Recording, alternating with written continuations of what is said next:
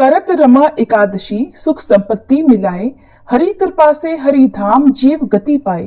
जय श्री कृष्ण। आप सभी को रमा एकादशी व्रत की ढेर सारी शुभकामनाएं।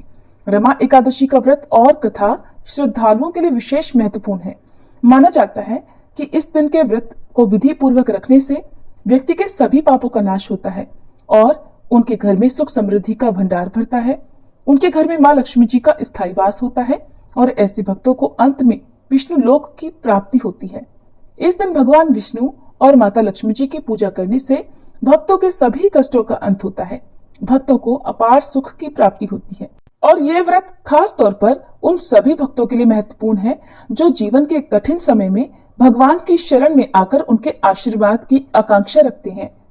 आइए प्रिय श्रोताओ, हम सब मिलकर भगवान श्री लक्ष्मी नारायण का माता लक्ष्मी जी का ध्यान करते हुए रमा एकादशी की इस पवित्र कथा का श्रवण करें और भगवान विष्णु तथा माता लक्ष्मी जी के दिव्य आशीर्वाद से अपने जीवन को साकार करें। प्रेम से बोलिए श्री लक्ष्मी नारायण भगवान की जय, माता लक्ष्मी जी की जय। रमा एकादशी को रंभा एकादशी के नाम से भी जाना जाता है और रंभा भी माँ लक्ष्मी जी का ही एक और नाम है। रमा एकादशी का व्रत करने से समस्त पाप नष्ट हो जाते हैं। एकादशी की कथा सुनने मात्र से वाजपेयी यज्ञ का फल मिलता है, जो फल सूर्य और चंद्र ग्रहण पर कुरुक्षेत्र और काशी में स्नान करने से, दान करने से मिलता है, वह फल भगवान विष्णु के आज के पूजन करने से सहज ही प्राप्त हो जाता है। संसार रूपी भंवर में फंसे हुए मनुष्यों के लिए इस एकादशी का व्रत और भगवान विष्णु का पूजन अत्यंत आवश्यक है। स्वयं भगवान ने यही कहा है कि रमा एकादशी व्रत से जीव को योनि को प्राप्त नहीं होता। एकादशी के दिन भक्ति पूर्वक तुलसी दल भगवान विष्णु को अर्पण करने से इस संसार के समस्त पापों से मुक्ति मिलती है। विष्णु भगवान रत्न, मोती, मणि और आभूषण आदि से इतने प्रसन्न नहीं होते जितने तुलसी दल से प्रसन्न हो जाते हैं और रमा एकादशी का व्रत करने से ब्रह्म हत्या आदि पाप भी नष्ट हो जाते हैं। एक बार धर्मराज युधिष्ठिर ने भगवान श्री कृष्ण से कहा, हे भगवान, कार्तिक कृष्ण एकादशी का क्या नाम है? इसकी विधि क्या है? इसके करने से क्या फल मिलता है? सो आप कृपा पूर्वक बताइए। तो भगवान श्री कृष्ण कहने लगे कि हे धर्मराज, कार्तिक कृष्ण पक्ष की एकादशी का नाम रमा है। ये बड़े बड़े पापों का नाश करने वाली है। इसका महात्म्य मैं तुमसे कहता हूँ, ध्यान पूर्वक सुनो। हे राजन, प्राचीन काल में मुचुकुंद नाम का एक राजा था। उसकी देवराज इंद्र के साथ मित्रता थी। साथ यम, कुबेर, वरुण और विभीषण भी उसके मित्र थे। वह राजा बड़ा धर्मात्मा, विष्णु भक्त और न्याय के साथ राज्य करता था। उस राजा की एक कन्या थी जिसका नाम चंद्रभागा था। उस कन्या का विवाह चंद्रसेन के पुत्र शोभन के साथ हुआ। एक समय वह शोभन ससुराल आया। उन्हीं दिनों जल्दी ही पुण्यदायिनी एकादशी अर्थात रमा एकादशी भी आने वाली थी। जब व्रत का दिन समीप आ गया तो चंद्रभागा के मन में अत्यंत सोच उत्पन्न हुआ कि मेरे पति तो अत्यंत दुर्बल हैं और मेरे पिता की आज्ञा अति कठोर है। दशमी को राजा ने ढोल बजवाकर सारे राज्य में ये घोषणा करवा दी कि एकादशी को भोजन नहीं करना चाहिए। ढोल की घोषणा सुनते ही शोभन को बड़ी चिंता हुई। उसने अपनी पत्नी से कहा कि हे प्रिय, अब मुझे क्या करना चाहिए, क्योंकि मैं तो किसी भी प्रकार भूख प्यास सहन नहीं कर सकूंगा। ऐसा उपाय बतलाओ कि जिससे मेरे प्राण बच सके, नहीं तो मेरे प्राण तो अवश्य ही चले जाएंगे। तब चंद्रभागा कहने लगी, हे स्वामी, मेरे पिता के राज्य में एकादशी के दिन कोई भी भोजन नहीं करता। यहाँ तक कि हाथी, घोड़े, बिल्ली, गऊ आदि भी तृण, अन्न, जल आदि ग्रहण नहीं कर सकते। फिर मनुष्य का तो कहना ही क्या है। यदि आप भोजन करना ही चाहते हैं तो किसी दूसरे स्थान पर चले जाइए, क्योंकि यदि आप यहीं पर रहना चाहते हैं तो आपको तो व्रत अवश्य ही करना पड़ेगा। पत्नी की बात सुनकर शोभन कहने लगा, हे प्रिय, तब तो मैं ये व्रत अवश्य करूंगा, फिर मेरे भाग्य में जो होगा वो देखा जाएगा। मन में ऐसा विचार कर शोभन ने एकादशी का व्रत रख लिया और वह भूख और प्यास से अत्यंत पीड़ित होने लगा। जब सूर्य नारायण अस्त हो गए और रात्रि को जागरण का समय आया, जो कि वैष्णवों को अत्यंत हर्ष देने वाला था, परंतु शोभन के लिए वह समय अत्यंत दुखदायी हुआ और प्रातःकाल होते होते शोभन के प्राण निकल गए। तब राजा ने सुगंधित काष्ठ से उसका दाह संस्कार करवाया, परंतु चंद्रभागा ने अपने पिता की आज्ञा से अपने शरीर को दग्ध नहीं किया, अर्थात वह अपने पति के शव के साथ सती नहीं हुई और शोभन की अंत्येष्टि क्रिया के बाद अब वह अपने पिता के घर में ही रहने लगी। रमा एकादशी के प्रभाव से शोभन को मंद्राचल पर्वत पर धन धान्य से युक्त तथा शत्रुओं से रहित एक सुंदर देवपुर प्राप्त हुआ।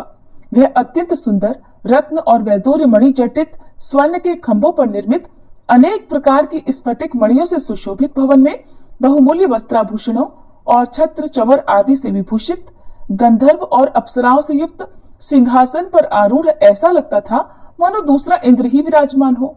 फिर एक समय मुचुकुंद नगर में रहने वाला एक सोम शर्मा नामक ब्राह्मण तीर्थ यात्रा करता हुआ घूमता घामता उधर ही पहुंच गया। फिर उसने शोभन को पहचान कर कि ये तो राजा का दामाद है, उसके निकट गया। शोभन भी उसे पहचान कर अपने आसन से उठकर उसके पास आया और प्रणाम आदि करके कुशल प्रश्न किया। तब ब्राह्मण ने कहा कि राजा मुचुकुंद और आपकी पत्नी कुशल से हैं। नगर में भी सब प्रकार से कुशल है, परंतु हे राजन, ये सब देखकर हमें तो अत्यंत आश्चर्य हो रहा है। आप अपना वृतांत कहिए कि ऐसा सुंदर नगर जो न कभी देखा न सुना आपको कैसे प्राप्त हो गया। तब शोभन बोला कि कार्तिक कृष्ण पक्ष की रमा एकादशी का व्रत करने से मुझे यह नगर प्राप्त हुआ, परंतु ये अस्थिर है। ये स्थिर हो जाए ऐसा कोई उपाय कीजिए। तब ब्राह्मण ने कहा, हे राजन, ये स्थिर क्यों नहीं है और कैसे स्थिर हो सकता है, आप ही बताइए, फिर मैं अवश्य ही वह उपाय करूंगा। मेरी इस बात को आप झूठ मत समझिएगा। तब शोभन ने कहा कि मैंने इस व्रत को श्रद्धा रहित होकर किया है, अतः ये सब कुछ अस्थिर है। यदि आप मुचुकुंद की कन्या चंद्रभागा को ये सब वृतांत कहे तो ही ये स्थिर हो सकता है। ऐसा सुनकर उस श्रेष्ठ ब्राह्मण ने अपने नगर लौटकर चंद्रभागा से सब वृतांत कह सुनाया। ब्राह्मण के वचन सुनकर चंद्रभागा बड़ी प्रसन्नता से ब्राह्मण से कहने लगी कि हे ब्राह्मण, ये सब बातें आपने प्रत्यक्ष देखी है या फिर स्वप्न की बातें कर रहे हैं? ब्राह्मण ने कहा, पुत्री, मैंने महावन में तुम्हारे पति को प्रत्यक्ष देखा है, साथ ही किसी से विजय ना हो ऐसा देवताओं के नगर के समान उसका नगर भी देखा गया है। उन्होंने ये भी कहा है कि ये स्थिर नहीं है, जिस प्रकार वह स्थिर रह सके सो उपाय करना चाहिए। तब चंद्रभागा कहने लगी, हे विप्र, आप मुझे वहां ले चलिए। मुझे पतिदेव के दर्शन की तीव्र इच्छा है। मैं अपने किए हुए पुण्य से उस नगर को स्थिर बना दूंगी। आप ऐसा कार्य कीजिए जिससे उनका हमारा संयोग हो सके, क्योंकि वियोगी को मिला देना महान पुण्य है। सोम शर्मा यह बात सुनकर चंद्रभागा को लेकर मंद्राचल पर्वत के समीप वामदेव ऋषि के आश्रम पर गया। वामदेव जी ने सारी बात सुनकर वेद मंत्रों के उच्चारण से चंद्रभागा का अभिषेक कर दिया। तब ऋषि के मंत्र के प्रभाव और एकादशी के व्रत से चंद्रभागा का शरीर दिव्य हो गया और वह दिव्य गति को प्राप्त हुई। इसके बाद बड़ी प्रसन्नता के साथ अपने पति के निकट गई। अपनी प्रिय पत्नी को आते देखकर शोभन अति प्रसन्न हुआ और उसे बुलाकर अपनी बाईं तरफ बिठा लिया। तब चंद्रभागा कहने लगी, हे प्राणनाथ, आप मेरे पुण्य को ग्रहण कीजिए। अपने पिता के घर पर जब मैं 8 वर्ष की थी तब से विधि पूर्वक एकादशी के व्रत को श्रद्धा पूर्वक करती आ रही हूँ। इस पुण्य के प्रताप से आपका ये नगर स्थिर हो जाएगा तथा समस्त कर्मों से युक्त होकर प्रलय के अंत तक रहेगा। इस प्रकार चंद्रभागा दिव्य आभूषणों और वस्त्रों से सुसज्जित होकर अपने पति के साथ प्रेम और आनंद पूर्वक रहने लगी। भगवान श्री कृष्ण कहते हैं, हे राजन, ये मैंने रमा एकादशी का महात्म्य कहा है। जो मनुष्य इस व्रत को करते हैं उनके ब्रह्म हत्या आदि समस्त पाप नष्ट हो जाते हैं। कृष्ण और शुक्ल पक्ष दोनों की एकादशियां समान है, इनमें कोई भेदभाव नहीं है। दोनों ही एकादशी व्रत समान फल प्रदान करते हैं।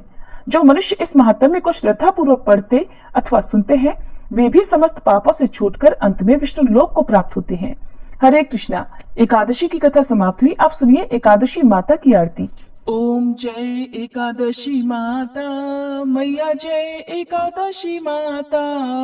विष्णु पूजा व्रत को धारण कर शक्ति मुक्ति पाता। ओम जय एकादशी माता। तेरे नाम गिनाऊं देवी भक्ति प्रदान करनी, गण गौरव की देनी माता शास्त्रों में वरनी। ओम जय एकादशी माता। मार्गशीर्ष के कृष्ण पक्ष की उत्पन्ना विश्वतारिणी जनमी, शुक्ल पक्ष में हुई मोक्षदा मुक्तिदाता बन आई। जय एकादशी माता। पौष के कृष्ण पक्ष की सफला नामक है। शुक्ल पक्ष में होए पुत्रदा आनंद अधिक रहे। ओम जय एकादशी माता। नाम षट तिला माघ मास में कृष्ण पक्ष आवे। शुक्ल पक्ष में जया कहावे, विजय सदा पावे। जय एकादशी माता।